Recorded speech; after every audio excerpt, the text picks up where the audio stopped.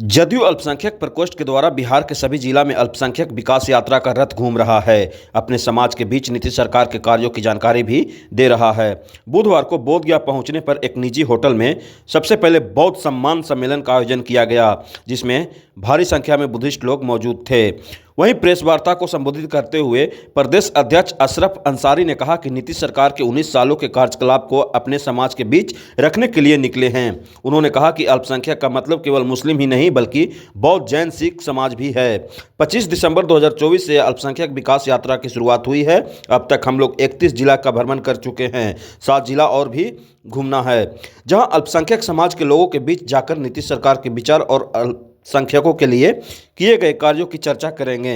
उन्होंने कहा कि हम अल्पसंख्यक समाज के लोगों को बताना चाहते हैं कि मुख्यमंत्री नीतीश कुमार के बीजेपी के साथ चलाते हुए आपकी शिक्षा, रोजगार, कब्रिस्तानों के घेराबंदी सहित कई बुनियादी सुविधाओं को उपलब्ध कराया है। इसके बावजूद अल्पसंख्यक समाज चुनाव के समय कई दलों के प्रलोभन में आ जाते हैं। यह दुखद है। कहाँ पर आओ? देखिए, छोड़ दीजिए। जनता दलीय अल्पसंख्यक प्रकोष्ठ की जो ये अल्पसंख्यक विकास यात्रा 25 दिसंबर से माननीय प्रदेश अध्यक्ष उमेश सिंह कुशवाहा जी के हरी झंडी दिखाने पे पूरे बिहार में भ्रमण कर रही है।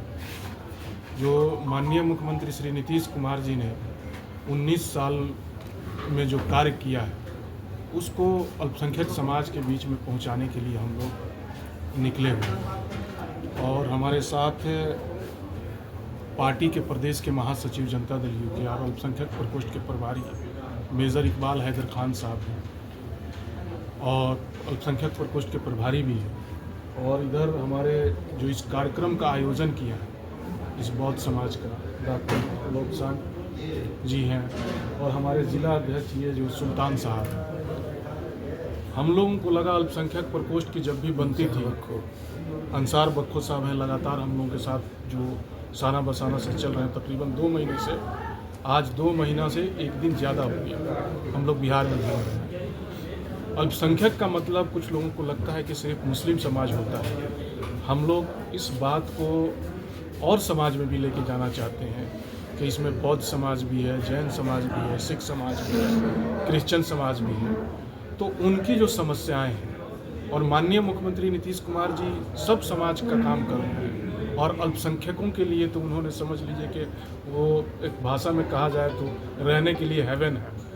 तो हम लोग इस समाज से भी बात करने आए थे कि इस समाज की भी क्या समस्याएं हैं और माननीय मुख्यमंत्री जी ने आप लोगों के लिए बहुत कुछ किया भी है और यहाँ पर हम लोगों ने ब्लेसिंग लिया है, आशीर्वाद लिया है। डॉक्टर लोबसांग की तो हम लोग यहाँ पर इनको इस ग्रांड सक्सेस कार्यक्रम के लिए, इनके आशीर्वाद के लिए उनको हम लोग कोटि कोटि धन्यवाद करते हैं कि ये पहली बार हुआ है अल्पसंख्यक प्रकोष्ठ के इतिहास में कि हम लोग बौद्ध समाज के बीच में आए हैं, इनकी बातों को सुने हैं और माननीय मुख्यमंत्री श्री नीतीश कुमार जी के विकास कार्यों की चर्चा की।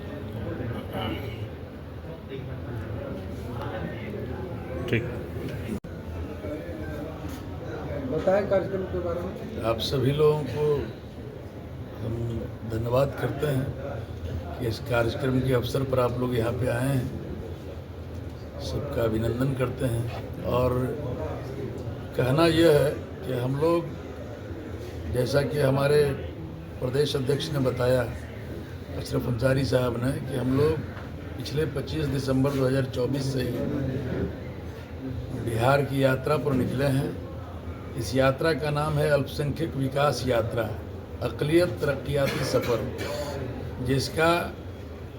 जिसकी शुरुआत हमारे पार्टी के सम्मानित प्रदेश अध्यक्ष आदरणीय श्री उमेश सिंह कुशवाहा जी, बिहार सरकार के माननीय मंत्री आदरणीय श्री अशोक चौधरी जी, श्री ललन सर्राफ जी, आदरणीय श्री संजय गांधी जी, इन लोगों ने संयुक्त रूप से हरी झंडी दिखाकर अल्पसंख्यक विकास यात्रा के रथ को, अक़लियत तरक्याती सफ़र के कारवां को प्रदेश कार्यालय पटना से विदा करने का काम किया। और 25 दिसंबर 2024 से लेकर अभी तक हम लोग लगातार बिहार के विभिन्न ज़िलों में जा रहे हैं। ये हमारा 31वां ज़िला है जो भगवान बुद्ध की धरती बोधगया हम लोग पहुँचे हैं, गया ज़िला में आए हैं। तो हम लोगों का दो ही मकसद है। पहला मकसद, पहला औचित्य तो इस यात्रा का ये है कि 2005 में हमारे नेता ने कमान संभाला बिहार की, और 2005 से लेकर 2024 तक पिछले 19 सालों में तमाम जात और धर्मों के साथ साथ अल्पसंख्यकों का भी विकास उसमें समाहित रहा है। कहीं पर अल्पसंख्यकों की अनदेखी नहीं की गई, और अल्पसंख्यकों ने का सारा काम, चाहे वो उनके धार्मिक मसले हों, बुनियादी मसले हों या रोज़मर्रा की चीज़ें हों, सभी पर उन्होंने ध्यान दिया और उसका समाधान किया हमारे नेता ने। तो उन तमाम योजनाओं को, जो कल्याणकारी योजनाएं चलाई गई पिछले 19 सालों में, उनको गांव तक, जन जन तक, मुसलमानों के घर घर तक पहुंचाना, ये पहला औचित्य है, पहला मकसद है। दूसरा मकसद ये है कि भाई, जब हमारे नेता आदरणीय नीतीश कुमार जी पूरे ईमानदारी से सभी जाति और धर्म के लोगों के साथ साथ अल्पसंख्यकों का भी विकास करते हैं, अल्पसंख्यकों के साथ भी इंसाफ करते हैं, न्याय करते हैं, फिर अल्पसंख्यक भाई, ख़ास तौर पे जो हम जिस कौम से हम आते हैं, मुसलमान, वो उदासीन क्यों हैं? वो हमारे नेता के प्रति उदासीन वोट देने के मामले में, ताकत देने के मामले में, जब हमारे नेता का समय आता है तो वो उदासीन क्यों होते हैं? ये हम मैसेज लेकर हम लोग चले हैं और पूरे बिहार में हम लोग घूम रहे हैं। रही बात, हम शुक्र अदा करना चाहते हैं मुस्लिम भाइयों का भी कि आप ही के ज़िला में बेलागंज विधानसभा है, जहां हमारे माननीय प्रदेश अध्यक्ष जी 17-18 दिन कैंप किए थे पार्टी के निर्देशानुसार और पूरी टीम के साथ, और एक अच्छा रिजल्ट वहाँ पे आया। आपने देखा होगा कि बेलागंज राजद का किला था 35-40 सालों का, और उसको मुसलमानों के सहयोग से ही ढहा गया। इसमें कहीं कोई इफ़्बट नहीं है, ये सच्चाई है कि 35-40 साल का किला मुसलमानों की मदद से, मुसलमानों के वोट से ढह गया।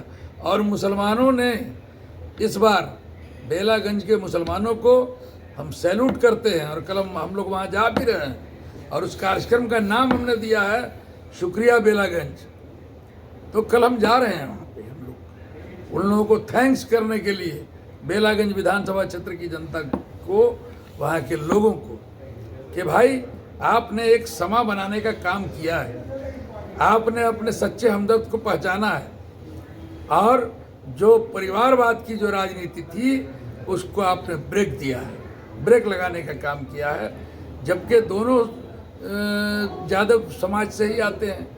आदरणीय मनोरमा देवी जो हमारे नेता की उम्मीदवार थी, जो हमारे गठबंधन एनडीए की उम्मीदवार थी, वो भी यादव समाज से ही आती हैं, और जो पहले थे 40 साल से कब्जा जमाए हुए, वो भी यादव समाज से आते हैं। आज के कार्यक्रम में बौद्धों ने अपनी समस्याएं सुनाई क्या आप लोगों से, तो बताइए। बिल्कुल बताया, उन्होंने अपनी बातों को रखा है। क्या ऐसे जो उनकी समस्या थी, अलग अलग तरह से लोगों ने बताया है। अब 4-5 लोगों ने अपनी बात रखी है हम लोगों के साथ। उसमें मुख्य समस्या क्या थी? एक दो बिंदु पर उस पर प्रकाश डालिए सर, एक दो बिंदु पर। उसमें एक तो ये उन्होंने कहा कि भाई हम लोगों का और डेवलपमेंट हो, और ये भी उन्होंने एक्सेप्ट किया कि निश्चित तौर पर हम लोगों का बहुत सारा काम यहाँ की गवर्नमेंट ने किया है, मतलब हमारे नेता ने किया है, लेकिन जितना उसके बाद भी अभी बहुत सारी समस्याएं ऐसी हैं जिसमें हम लोग अपने आप को अछूता महसूस करते हैं। तो उन तमाम चीज़ों पर अविलंब ध्यान दिया जाए और उसको करवाया जाए। महाबोधि मंदिर प्रबंधन एक्ट को लेकर के धरने पर बैठे हैं कुछ बहुत संगठन लोग। मुझे नहीं पता, इन लोगों ने नहीं बताया। नहीं, ये नहीं बताया। ठीक। ये विकास यात्रा कब तक चलेगी आपको? ये विकास यात्रा बिहार के, पूरे बिहार में जाना है। 38 ज़िला बिहार में है, आप सभी जानते हैं। तो आज 31वां ज़िला हमारा हो चुका है। बाकी और जो ज़िले बचे हैं उसमें जाना है। 7 जिले और बचे हुए हैं। आए गए, पर ये पहला बार ऐसा हुआ कि हमारे आदरणीय अशरफ अंसारी जी और ये हमारे इकबाल भाई उन्होंने बोला कि नहीं सो आप लोग बहुत समाज में इस कार्यक्रम में आइए, सम्मिलित होइए और बढ़ चढ़ कर हिस्सा लीजिए। सब मतलब लोग बोलते रहते हैं ऐसे इसमें सिर्फ मुसलमानों का ही खाली हक रहता है और लोगों का रहता है। तो पटना में भी जैसे वो देखते हैं तो वहाँ पे क्रिश्चियन लोग भी आ जाते हैं, सिख लोग भी आते हैं, मतलब बहुत लोग गायब रहते हैं। तो इन्होंने प्रोत्साहन दिया कि नहीं आप भी आइए, आप भी कोई कार्यक्रम कीजिए ऐसा कि जैसे लगे कि हाँ आप भी हमारे अल्पसंख्यक समाज में हैं। तो इसी वजह से इनका बात सुन करके मैंने एक कार्यक्रम किया जो आप लोग भी देख रहे हैं, उसको बोलने की ज़रूरत नहीं है हमें, बस आप ये बस ये जो यात्रा जो है सफल हो, आगे ऐसा ही चलते रहे। धन्यवाद।